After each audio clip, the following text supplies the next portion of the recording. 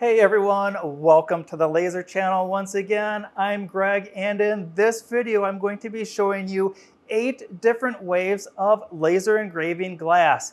Find out what those methods are and the results that they produce. Stay tuned to find out more. Welcome back.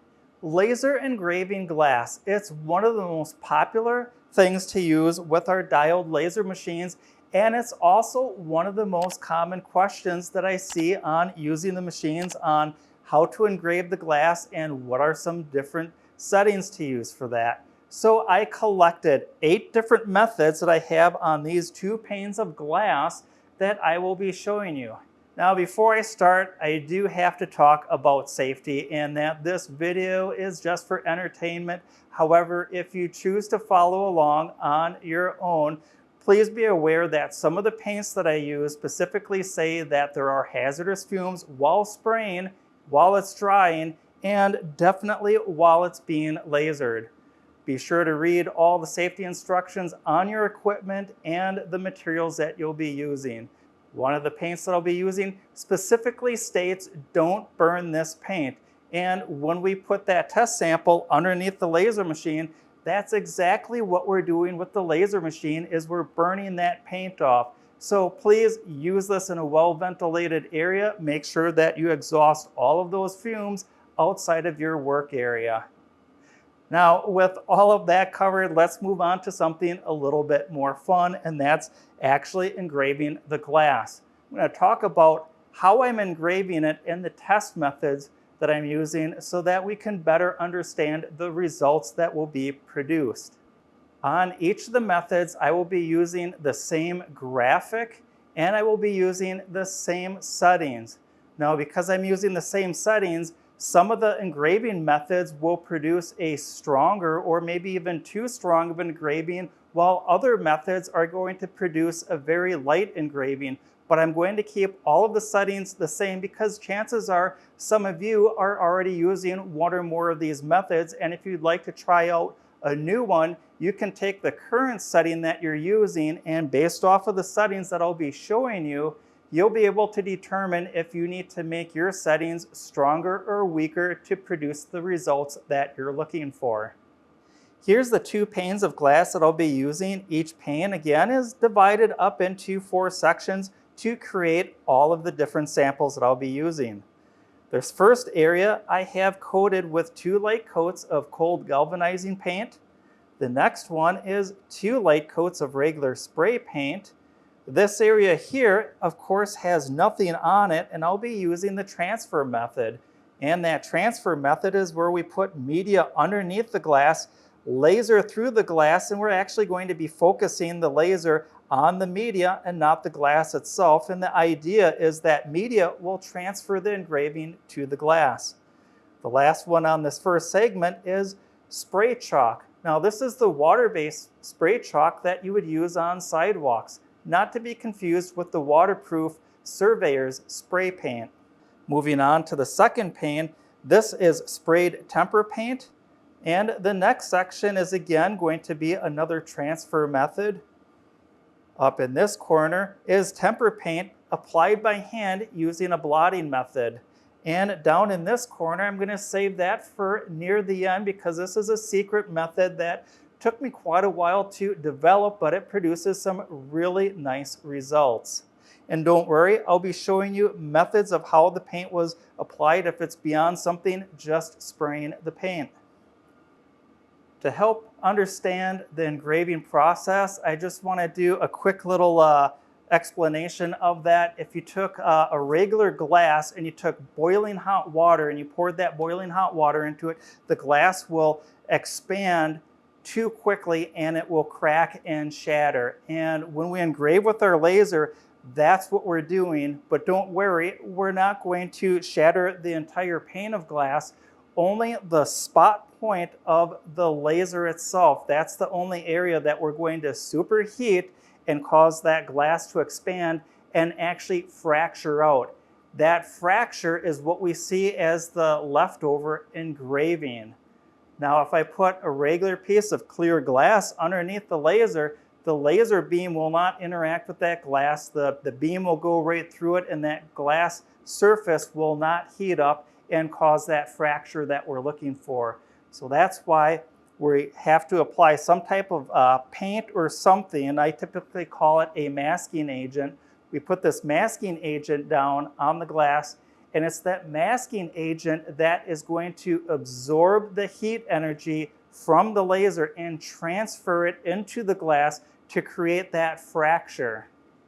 All of these different methods are going to transfer that heat slightly different, and we're going to find out that some of these methods produce a very bold method of engraving, and some of them are very lighter. Some of them will offer a lot of fine detail, and others will be a little bit larger and blotchy, but are very easily seen from very far away.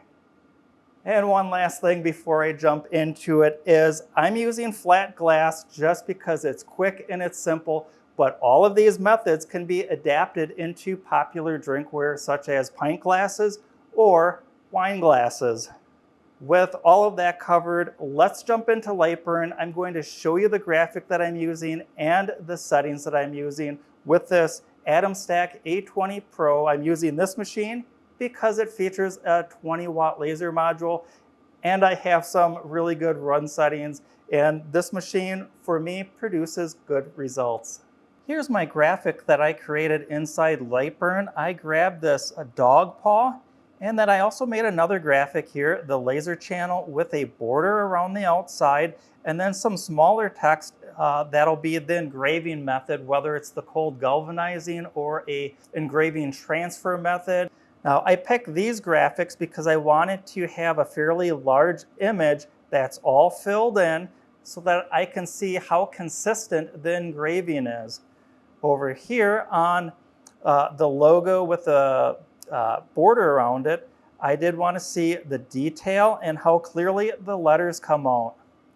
And then down below, I'll actually be looking at the smaller text that again is going to be the type of engraving method to see how small the detail looks on small lettering. For reference, I'm using a speed of 80 millimeters per second with a max power of 65%.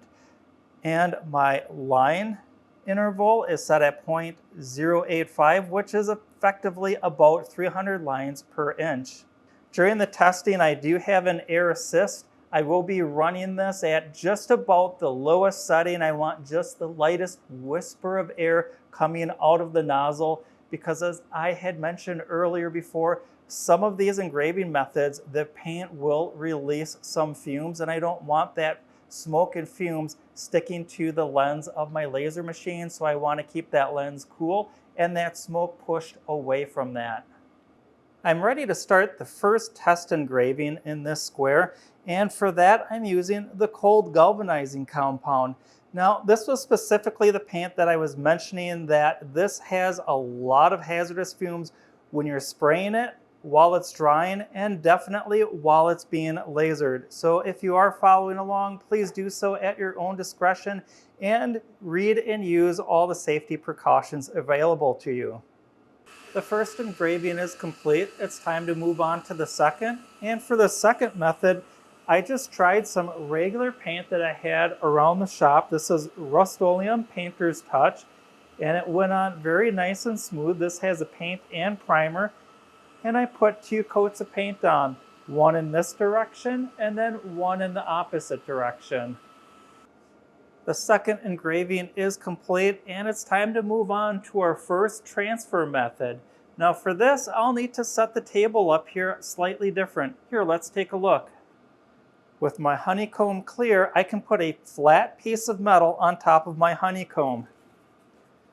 For that, I'm going to use a backer board from a piece of honeycomb. For this transfer method, a lot of people will use a gray primer paint and they'll spray paint their backer board, or like me, I'm going to use the Cold Galvanizing Compound one more time.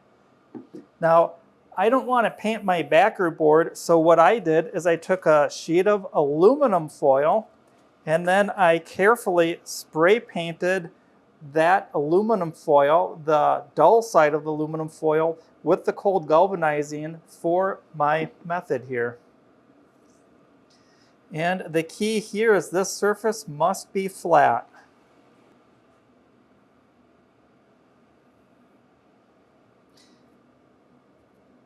And with that piece of painted aluminum foil underneath the glass, I place the glass on top and I can see that the glass is making good contact all the way around. I'll set the focus to the top of the painted aluminum foil, not the top of the glass. The cold galvanizing transfer method is complete, and just wanted to show you some of the smoke residue underneath the glass that's just trying to find a way out. That's why it's important to have this completely flat while the engraving is taking place. During the setup of the next engraving method, I wanted to show you this painted aluminum foil that the laser did go through the aluminum foil and did leave some soot on my aluminum backer board. The other neat thing that's interesting is on this piece of aluminum, because the laser did go through it, there is kind of this webbing that's still found on the sheet of aluminum. So just something interesting to take a look at. Moving right along to our fourth engraving method, this is the spray chalk, and this is maybe one of the newer ones that you haven't known about. The brand of spray chalk that I use is from Testors, and these usually come in a 4-pack and they cost about $35 to $40 each, and this can will spray about 20 to 24 pint glasses. The first plate is complete and it's time to move on to the second engraving plate.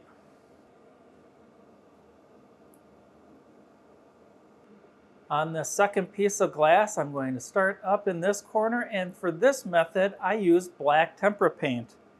I buy my paint at the Dollar Tree. This entire bottle only cost $1, and with paint, this is the cheapest method that I know. I sprayed the paint using my airbrush. This is a Crescendo 175, and I believe this retails for around $80. The spray method that I used is to spray up and down and then back and forth. And I had to apply 4 coats of this, with the first coat being so light it looked like just dust on the glass. This acts as a primer for the rest of the coats to paint onto that glass. Each time I paint a new layer onto the glass, I can put heavier and heavier paint.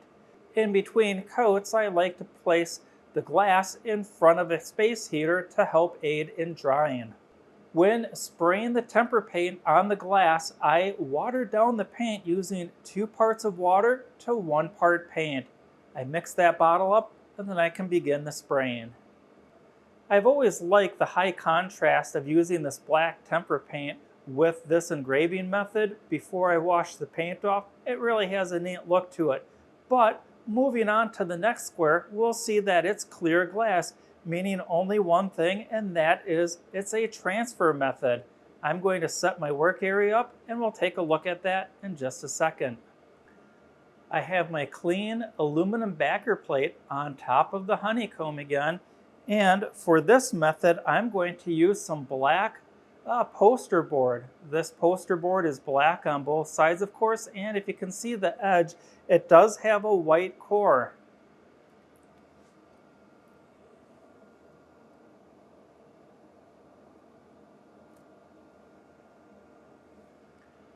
There, I've got glass, and then underneath that glass, of course, is the poster board. When I set the focus of the laser, it will be on the poster board underneath and not the glass on top. We're now on to the second to last, and for this method, I went back and used the black tempera paint once again. However, this time I didn't spray it on. I decided to go the cost-effective method of applying the paint to the glass. And for that, I used one of these sponge brushes right here. And instead of painting across, I dabbed the brush on top. Here, let me show you what I mean. I have this white paper plate so it can show up a lot better rather than black on black. So I've already got the brush loaded up with some black tempera paint, and I just went along and I dabbed across the top of the surface. And of course, I use a lot more paint on the brush, but just for contrast, we can see how this would look. I applied one coat of this paint and I allowed it to completely dry before applying a second coat on top. Now, when applying, the only trick that I found on this is not to keep working the same area over and over again on the second coat, because the second coat will begin to reactivate the first coat of paint and it'll kind of diminish how thick the paint is going on. I like to use this method when I'm in a rush. I don't want to get my spray airbrush set up for one or two items. I just want to get some type of engraving, and I can grab a cheap foam brush and apply the paint. And if I don't have an airbrush, I can use one of those plastic grocery bags, the crinkly type, like this. I can wad it up in a ball and dip the bag in some paint and apply that directly onto the glass. Again, not smearing, but just dabbing it on, allowing that glass to completely dry before applying a second coat and doing the same thing. Before starting, I did want to note that with this dabbing method with either the brush or that bag, that this coating is not perfectly smooth. There's lighter areas and darker areas, and we'll see what that looks like on the engraving. And finally, we're at the last one, the 8th engraving method. And for this method, I'm using black tempera paint once again. And this time, I have some tissue paper. In this example, I have green, and let me show you how this is all combined and applied to the glass. I have this white paper plate that I'm going to pretend is the glass just because it's high contrast and we can better see what's going on. So I start out with this clean piece of glass and I place the dry tissue paper over the top. Now I've tried really thin, inexpensive tissue paper and it broke apart too easily. I've tried colored paper and copier paper and it's too thick. So kind of a medium quality tissue paper worked best. I then load up one of these foam brushes and instead of dabbing the paint on, I now paint across. So I'd start out by brushing out all the wrinkles from both sides and both directions, and you might develop some air bubbles in this tissue paper, but keep loading this brush up with paint and keep swiping all the wrinkles and air bubbles out. And what that is also doing is pushing the tempera paint into the tissue paper through it so that the paint is touching the glass. With that said, let me set up the machine and we'll get this last engraving on the way. This is the last engraving. Everything's complete. I'm going to remove this from the work area and let's take a closer look at all of these side by side. Before I clean off all of the glass, I think it's really neat just to take a look at what the raw engraving looks like before cleaning up. And again, here's that cold galvanizing. Right now the engraving looks like it's black. On this painted engraving, I can see that there's a little bit of soot that kind of blew off to the side. It'll be interesting to see what this one looks like when it's all cleaned up. And then here's the first of our transfer methods that we use. So this engraving is actually on the bottom side of the glass. And here's the chalk paint. And again, chalk paint, this is going to clean up very, very easily. I've used this method in the past and I've been very happy with the results. Along with the tempera paint, using an airbrush, I'm getting some of the chalk from the previous engraving over here. And here's the poster board. I had to work on the focusing just a little bit. And this is the first time that I've used poster board on a transfer. So again, that poster board was placed underneath the glass. And then up here we did the quick and fast, easy way by just dabbing the paint on top of the glass. So again, we used tempera paint for that one. And then lastly, we used the tissue paper for this last version. Kind of like a paper mache application, but we put the paper on dry and then painted literally the paint over the top of it. And just want to do that quick recap. I know for you, you may have just heard me talking about this just a matter of a minute or two ago, but it took me about all afternoon to get all of these set up. So what is a couple minutes for you is all afternoon for me to get this set up, but it is completely worth it. On the cleanup, this one I will be using acetone. For the paint, I was going to use mineral spirits, and this is just by reading the back of the can. So kind of some chemicals I really don't care to use. Again, for this cold galvanizing transfer, I have to use the acetone for the cleanup, but everything else I'll be using regular plain water. And maybe on this one with the poster board transfer, I'll use some denatured alcohol just to clean some of that soot off that's underneath the glass.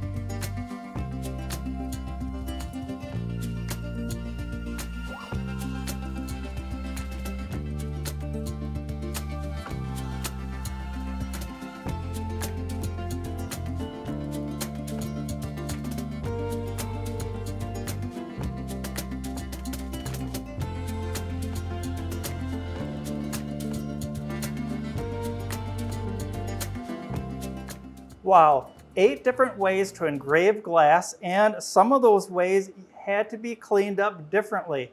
And that ranged from just simple water to denatured alcohol to mineral spirits to more aggressive nail polish remover, which is acetone, which I prefer not to use harsh chemicals.